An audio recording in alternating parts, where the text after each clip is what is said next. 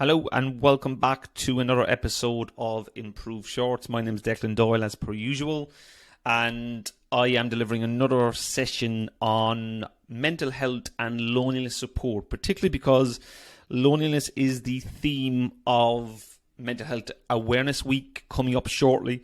So it will be certainly a hot topic on conversations. You'll be seeing it in the headlines. You'll be seeing lots of stats and figures about it.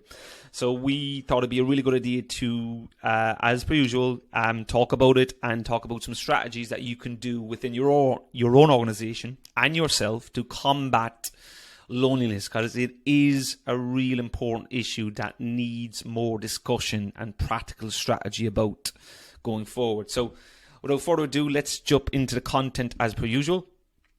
The research behind loneliness is really prevalent and clear. We have research and really well conducted studies. One of the most recent ones in 2015 showed your mortality risk, or your likelihood of death, is dramatically increased if you report being more lonely, if you've got some form of social isolation going on, or indeed if you're living alone.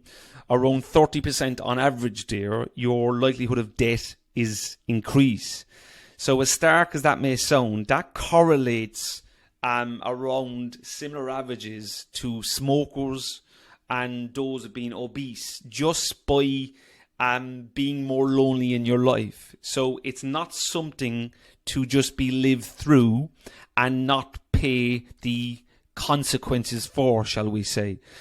So we can definitely do a lot more to combat this. Now, one of the key reasons loneliness impacts health that you may or may not have heard of is when we don't develop strong connections with people, we produce less oxytocin hits in the brain. Now, oxytocin is a pro-social hormone, and it's linked to massive health opportunities. When we've a lot of oxytocin going on, our general health behavior tends to increase, and this unfortunately this happens the opposite way as well. So when we are lonely and we've got more lonely in our lifestyle and the people we speak to, or we tend to feel less trust in our lives, we tend to be less empathetic, we don't remember as much, our relationships with other people tends to dwindle, and all this just leads to negative emotions over time. So we can definitely think about this practically and consider, well, how do we develop our oxytocin hits, or give ourselves, the brain, the best opportunity to produce more oxytocin? Because we know when we do that, oxytocin increases, and all these factors tend to increase with it over time. So what can we do to trigger oxytocin hits?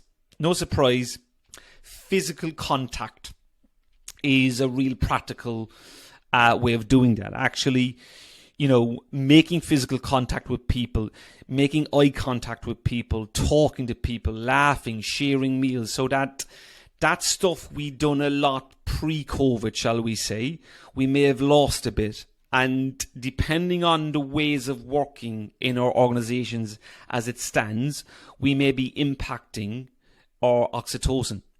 So I'd like you to consider your own workplace now, your own ways of working, and consider may there be some opportunity or indeed challenges to producing more oxytocin from your employees. Because if there is, there are definitely some practical things you can consider going forward. So a couple of things you consider when it comes to producing more of this. First of all, assess how things are now. There are loneliness questionnaires out there that you can get online that you can use as part of a pulse survey or as use as part of your annual service to assess how lonely people are feeling in your organization. And obviously this can give a really sound indication of how things are now, and at least then you're getting a deeper insight to how lonely people feel or not.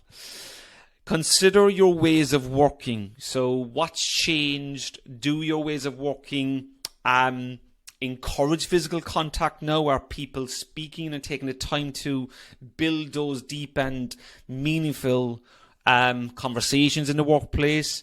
What impact does your current ways of working have on that? You could create platforms for more deeper connections in the workplace. What platforms are there now, and perhaps what platforms aren't there? So it could be as simple as creating more platforms in your team events where actually people are meeting face to face.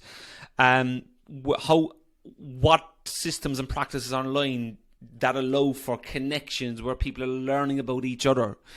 Again, these are questions you can ask yourself, you can ask your team members. And again, we can all do a little bit more, as I said, to combat this. Last but not least, take ownership yourself. When is the last time you picked up the phone to speak to a member on your team rather than sending an email? Or perhaps going for a walking meeting instead of a face-to-face online? So there are certain factors you can take ownership yourself. And again, even if it's a little bit more, that's going to impact in time.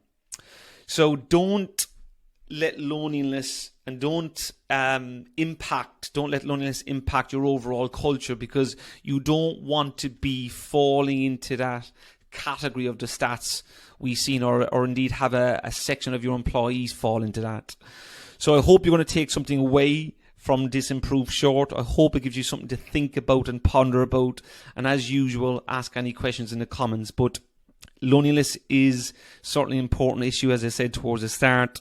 We can all do a little bit more in the workplace, and I've no doubt that if we all do a little bit more ourselves and as a group, we can help combat this issue. As always, guys, have a great day. This was another improved short, and we're back shortly. Take care.